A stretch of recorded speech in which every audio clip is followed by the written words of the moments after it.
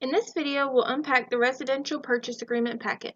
The RPA packet, which starts with the disclosure regarding agency relationship, AD, possible representation of more than one buyer or seller, disclosure and consent, PRBS, the wire fraud and electric fund transfer advisory, WFA, the RPA, and the buyer inspection advisory, BIA. The RPA is a complex document that governs both the contractual relationship between the buyer and the seller, but also provides the basic instruction to the escrow services provider. It is generally easy to understand many of the initial terms, such as price, down payment, and financing. But what about the rest of the document? What about contingencies, disclosures, and default remedies? Contractual contingencies contained in the RPA are an intricate web of rights and obligations for a buyer and seller. Included in the main contingencies we need to be careful within the RPA are the appraisal contingencies, Section 3I, loan contingencies, Section 3J, and the inspection contingencies, Section 1.4. Let's begin on the top, where you need to make sure to add the date prepared. Then A1,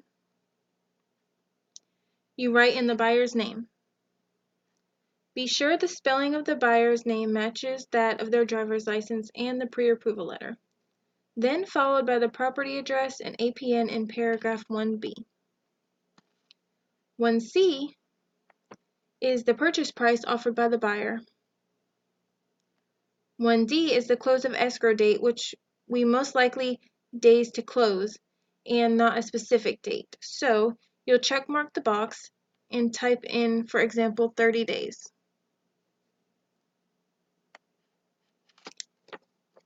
Paragraph 2. Paragraph 2 describes the brokerages and agents representing the seller and buyer. Make sure to check mark either the seller or buyer exclusive box or both the buyer and the seller box appropriately. You also need to add the license numbers of the brokerage as well as the agents.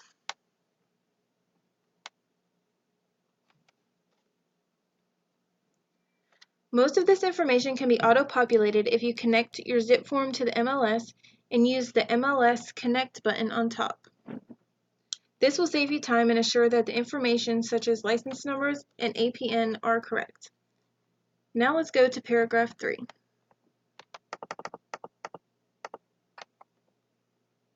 Paragraph 3 is packed with information. 3A is the initial deposit known as earnest money deposit or good faith deposit, which upon acceptance will be deposited into the escrow account. Customarily, it is 3% of the purchase price. However, it is up to you and your buyer to choose an amount. This is the amount that the buyer is putting down as a good faith deposit to follow the terms of the contract and willing to lose in case they breach the contract or are liable for damages to the seller. Keep in mind, if the EMD is too little, the seller may not feel comfortable accepting the buyer's offer because the buyer may decide to walk away from the transaction if they don't have enough skin in the game. Next, you need to know the loan amount, which goes into 3D1. Once you've determined that, you will see it calculates the balance of the down payment for you, which you see in 3DF.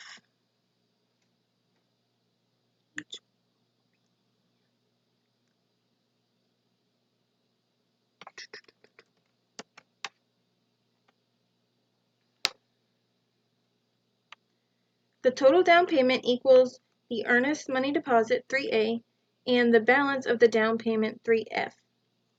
Add the amounts in 3A, 3D, and 3F. It will equal the purchase price. If this is a cash purchase, you only need to check mark box 3C, all cash offer.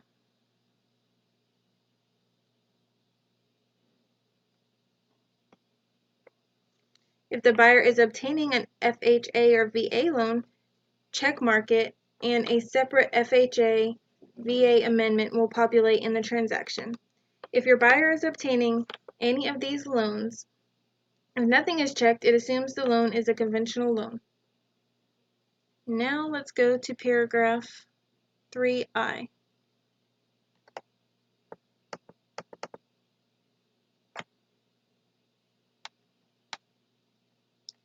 The appraisal contingency is very straightforward. If the buyer is obtaining a loan, then the lender will require an appraisal, and it's advised that the offer is contingent on the appraisal. The default time to remove the appraisal contingency is 17 days, which can be altered by writing in the number in the box next to it.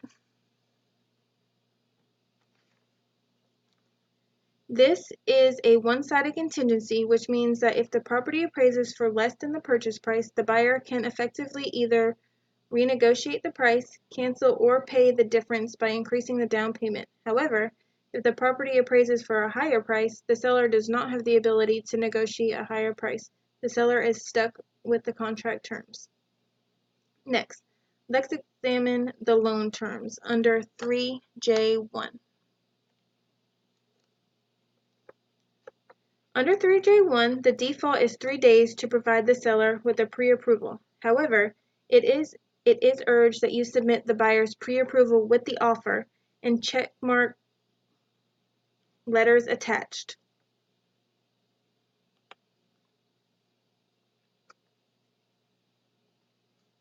Under 3J3, the loan contingency default is 21 days and can be modified entering a different time frame. The loan contingency protects the buyers in the case their loan does get approved. The key to understand is that failure of a loan has to be based upon lender determination, not based on a buyer backing out. Paragraph 6.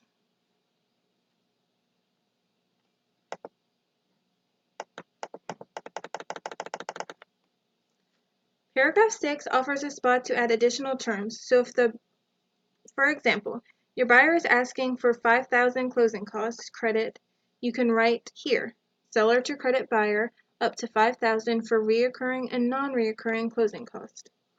Let's continue to paragraph 7. Paragraph 7 is where you specify cost allocations.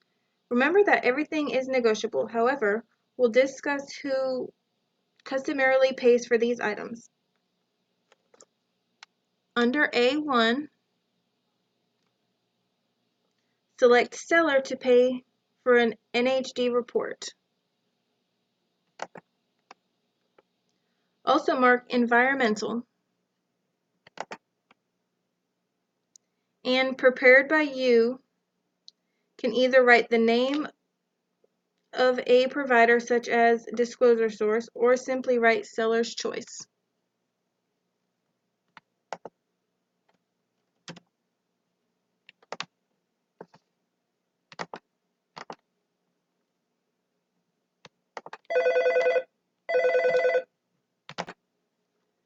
Under 2A, you may want to add a termite report in Section 1 clearance to be paid by seller and prepared by a termite company of your choosing, or better yet, any licensed and bonded company of seller's choice.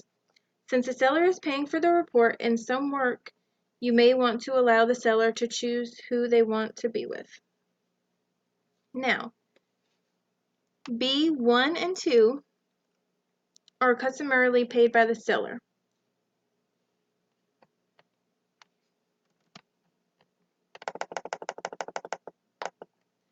C1, escrow costs. Usually each party pays their own share, so you can checkmark both buyer and seller.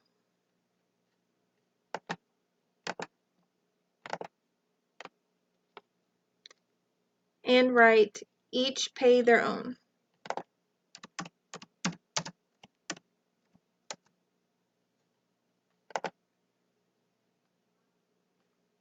Escrow company provider goes to seller and select, so you write in seller's choice. Now, if you're asking for closing cost credit, make sure to add in there, see paragraph 6 under A1, or 1A, I'm sorry.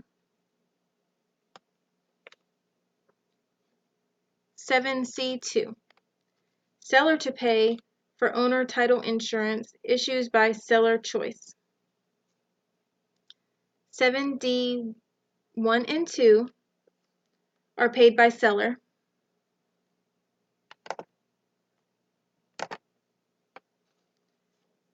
7D3 and 5 are paid by seller.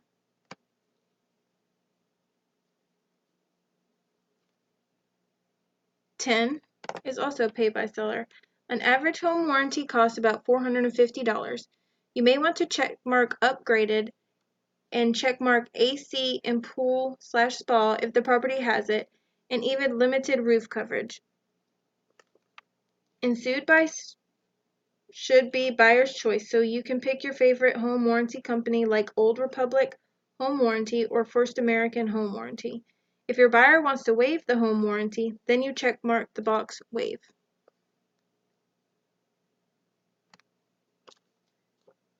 Paragraph 8. It is important as you must select any fixtures that get transferred to the buyer, such as stove, refrigerator, washer, and dryer. Never rely on what the MLS states because the MLS is more of an advertising tool, while the offer, once accepted, becomes a legally binding contract. So if you forget to check mark washer and dryer, although it was mentioned in the MLS, the seller takes it with them, your buyer will not have any claim to it. The contract always trumps the MLS write-up. Same goes for C. If the buyer does not want an item or the seller specifically mentions that item is not included in the sale, mention it here. Now let's go all the way down to paragraph 14.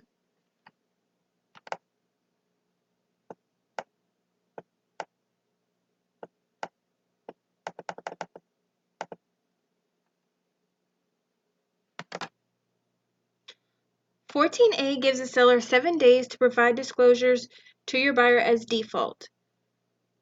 Keep it at that. 17B is the investigation due diligence period of the buyer to review such disclosures and engage in physical inspection of the property to determine the property's fitness of purchase. It is imperative to understand just exactly how the contingency works. Section 14 gives the buyer a period of time to complete all their inspections to determine the condition of the property.